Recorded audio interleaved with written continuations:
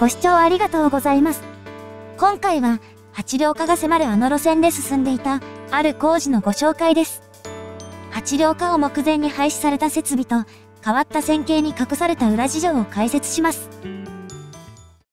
ここは、東急電鉄の大岡山駅です。1997年に、それまで地上にあった線路を地下に移す工事が完了し、2007年には、線路の真上に病院ができました。この駅では大井町線と目黒線が接続しており、乗り換え客も多いため、日中でもそこそこ混雑しています。地下化に伴って線路の配置が変わり、内側2線が大井町線、外側2線が目黒線に再編されました。ホームの反対側にやってきました。停車しているのは、大井町線の各駅停車。大井町線では、各駅停車は5両、急行は7両で、運用も分けられているのに対し、目黒線はすべて6両となっています。ただしホームの下り方には、プラス2両分のホームドアが。4月上旬から、目黒線と東京メトロ南北線、そして埼玉高速鉄道では、8両編成の運転が始まることになっており、目黒線内でも対応する設備の準備が進んでいます。なお、都営三田線はホームドアの工事に時間がかかったため、5月14日からの開始となる予定です。ちなみに三田線のホームドア工事の動画もありますので、概要欄から見てくださいね。8両編成の運行に先立ち、発車案内表示器には両数の表記が追加され、アナウンスでも両数の読み上げが入るようになりました。当分は6両編成も残るため、ホーム上には6両編成の先頭部を示すステッカーがあります。大岡山駅の場合、そこまで大規模な工事ではありませんが、今回ご紹介する、隣の奥沢駅は、それとは状況の異なる駅です。奥沢駅には急行が止まらないので、各駅停車で向かいます。この車両は、乗り入れ先である都営三田線の6300型。この編成はその中でも初期に製造されたもので、高配格の6500型に置き換えられることが決まっています。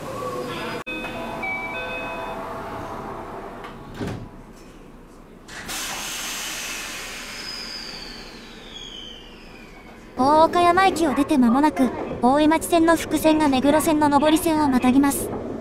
次の奥沢駅までは 1.2 キロしかないため、それほど加速することはありません。目黒線の列車は、日中は1時間あたり12本。そのうち4本が急行で、途中の武蔵小山駅で確定を追い抜きます。前方には、次の奥沢駅が見えています。上り列車は対比線側に入線しているようですが、上り本線と対比線の間にも、小さな屋根らしきものがあります。さらに近づいてみると、屋根だけでなく、幅の狭いホームが上り本線の脇に設置されているのがわかります。ただしこのホームドアはなく、構造も頼りない感じに見えます。工事中ならではの木製の板で覆われた線路からは、工事の香りが漂ってきます。早速、ホームに降りてみましょう。奥沢駅は目黒線唯一の地上駅で、下り方には踏切があります。ホームの8両化は済んでおり、ホームドアや乗車位置案内もすでに準備されています。ただしこの駅は、大岡山駅と違い、延長された部分は改札などへつながる動線ではないので、フェンスで仕切られています。展示ブロックはカバーを外せば利用でき、6両編成の最後部を示すステッカーも用意されています。一方、上り本線の横にぴったり張り付くホームには、乗車位置に合わせた位置に展示ブロックが張り出していますが、ホーム幅は狭く、全体を改めて眺めてみても、駅舎などへつながる通路はありません。ホーム自体も両脇のものより短く、6両分程度しかないようです。そして、上り方はおよそ2両分強にわたって屋根が全くついておらず、土台の構造も異なっています。ホーム上には看板類もなく、屋根からぶら下がった看板があるだけです。今私がいる下り線が1番線で、番号自体はそれと連番になっています。そしてこのホーム、奥にある上りホームに比べて、土台がすすけているのがわかります。また、ホーム上の展示ブロックも、線は太く、そして丸い突起も大きめサイズで、一昔前のものであることがわかります。一方、上り対比線の脇にあるホームを見ると、ホームドアの内側に8両編成用の目印もあり、間もなく営業運転入りする6500型の目印もあります。なんとなく状況が読めてきましたが、この駅の歴史をたどる鍵は、上りホームにあります。この駅には改札内で上下線を結ぶ通路がないので、一度駅の外に出る必要があります。ちなみにこのような構造の駅は、目黒線ではこの奥沢駅だけです。ホームに比べて、改札口は少々古びた印象です。券売機や右側の窓口のカウンター、そして外観からもそれは伺うことができます。正面に3つついている天井の痕跡は、かつて奥沢駅の3文字が直接貼り付けられていた名残らしく、特に沢の字は、斜め下から見ると文字の跡がよくわかります。ちなみに駅舎の右手には、柵の土台にレールを組み合わせた部材が用いられています。一番近いルートである、駅の下り方にある踏切を通って、上り線側に向かいます。運の悪いことに、上下線から列車が来る場面に当たってしまいました。上下線合わせて、1時間あたり24本が走る上、上り列車は対比線側に入るため速度制限があり、下り列車の場合は駅の停車時間が長い場合もあるため、なかなか踏切が開かないこともあります。ちなみにこれまでのカットで映っていた車両は、すべて都営か東京メトロの車両です。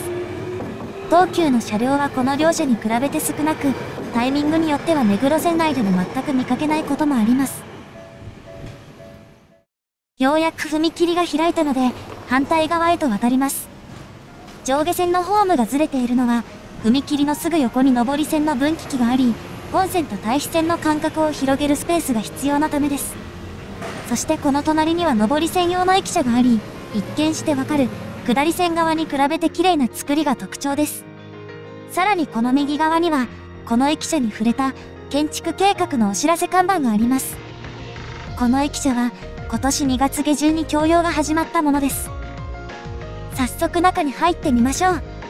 内装はよくある仕上げですが、電球色の照明のおかげで温かみのある雰囲気になっており、そして改札機の真上は大きな吹き抜けになっています。こちら側の駅舎には係員はいませんが、それほどこじんまりとした設備ではなく、改札内には多目的トイレもあります。ちなみにこの駅舎の供用に伴い、先ほどいた駅舎のトイレは使用停止となっています。ホームまでは緩やかなスロープのみで繋がっており、車椅子でも楽に移動できます。一方、線路の間隔が広がりきっていないところからホームが始まるため、ホームの下り方は大きく湾曲しており、一直線だった下りホームとは大きく違います。ホームの幅もそれほど広くなく、左の壁は途中でホームの曲線に合わせたため、角度が変わります。そしてホームに上がってからの映像で何か気づかないでしょうか。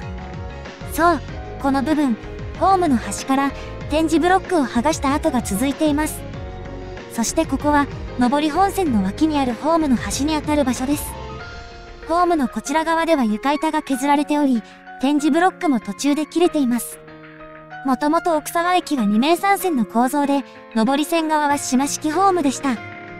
ただし、3番線の下り方は行き止まりで本線には繋がっておらず、この駅での追い越しなどはできない構造でした。なお、上下線で駅舎が分かれているのは元からです。転機となったのが、2018年。相鉄東急直通線の開業に向けた、施設の8両多様化が始まったことです。単にホームを延伸するだけでなく、上り方の設備の配置を組み替え、3番線を対比線、2番線を通過線にすることになりました。元の北口駅舎はここに干渉するため、工事の過程で解体されています。ちなみに、駅舎の割に建物が大きいのは、北側が飲食店になっていたからです。旧上りホームはギリギリまで残された一方、新しく設置するポイントのスペースを空けるため、一時的に上り方にホームが追加されました。土台の構造が異なるのはそれが理由であり、この部分は短期間で役目を終えることもあって、屋根は付けられませんでした。そして旧上りホームの一部を解体した上で、上り対比線と新ホームの建設が進みます。旧上りホームが廃止になる直前には、上り新ホームの一部を通路にして、動線を確保していました。下り方に見られる少々不自然な屋根の張り出しは、暫定通路だった部分を覆うためのものです。かつては島式ホームだったため、屋根の支柱が Y 字型になっているほか、土台の一部を削り取った跡もあり、線路と逆側には案内図がまだ残っています。反対側はすでに取り外されていただけに、なんだかシュールな光景ですね。上り対比線が供用されたのは、今年3月12日。旧上りホームにあったホームドアは早々に全て撤去され、残る部分の解体も順次行われる予定です。上り線側を島式ホームにできれば、退避をしない確定が本線に入れるのですが、そのような配置は土地の関係で難しかったようです。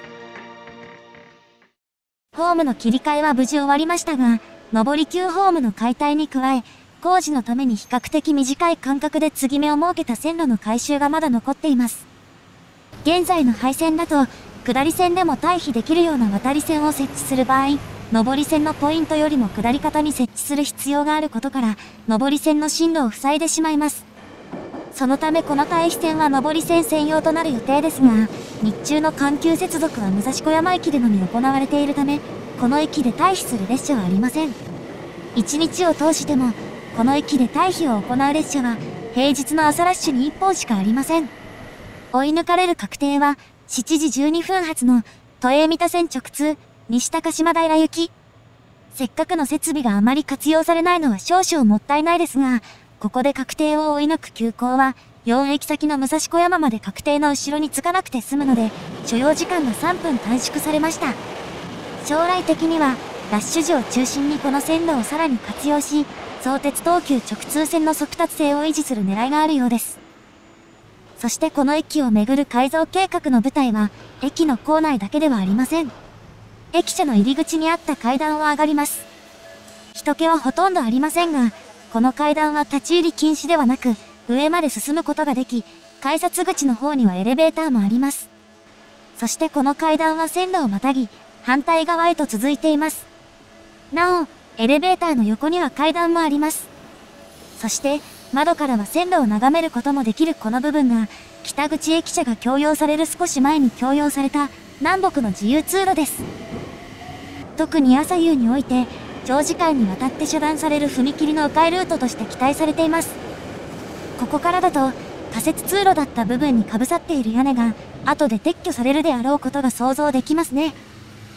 そしてもう一つ、ここからは、先ほどホームから見えていた駅北側の留置線を上から眺めることができます。留め置かれている車両は、車止めの終端からだいぶ離れた場所に停車しています。そして終端部にある車止めは、架線を支える柱をこの字型に覆う形状で、8両の停止位置目標はすぐそこにあり、ギリギリまで列車が近寄れるようになっています。駅の北側から回り込んでみましょう。この留置線はすでに8両分の長さがあり、先ほどの車両は終端部から2両分、40メートル手前に留め置かれています。そのため、6両編成の先頭部のすぐ横で線路が合流しています。一番奥の留置線は上り新ホームにギリギリまで接近してしまうため、上り新ホームのうち、上り方の3両分は幅が狭くなっています。このうち1両分はすでに供用されており、残り2両分も、下りホームと同じような状態にまで仕上げられています。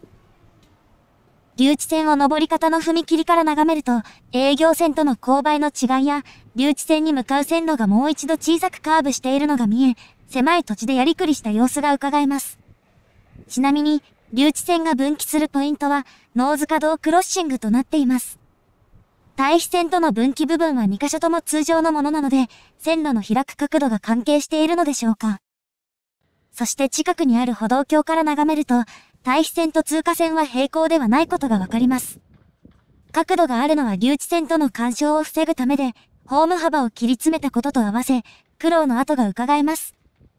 ただしこのようなやりくりには限界があり、それが先ほどの自由通路からの光景にも現れています。留置線と駅舎との間で工事が行われているこの部分は、場所によって意味合いが異なっています。間にあるスペースを人が通っているのがわかるでしょうか。このうち手前の部分は旧駅舎があった場所。そして間にある通路は駅舎の改築前からあった駐輪場へとつながる通路です。一方奥の部分は先の2つとは違って細長い形状をしており、上り方ではホームに斜めに削られるようになっています。実は駅改築前、現在5本ある留置線の南側にもう2本の留置線があったのです。駅の改築にあたり、この2本の留置線との干渉が避けられず、やむなく廃止されることになりました。一方残りの5本も、元の長さはおよそ7両分程度で、そのままでは8両は止められず、車止めの移設が行われました。しかしそれでも足りなかったため、合流部分をさらに上り方に移動して線路の長さを稼ぎ、8両を止められるようにしたのです。上り級ホームが廃止された今、上り対比線を通過線側に移設してホームをずらすことは可能ですが、それでは留置線に必要なスペースは捻出できず、今のところそのような予定もないようです。この駅のところどころに見られる変わった線形は、限られた土地を有効活用するための苦労の跡だったのです。ご視聴ありがとうございました。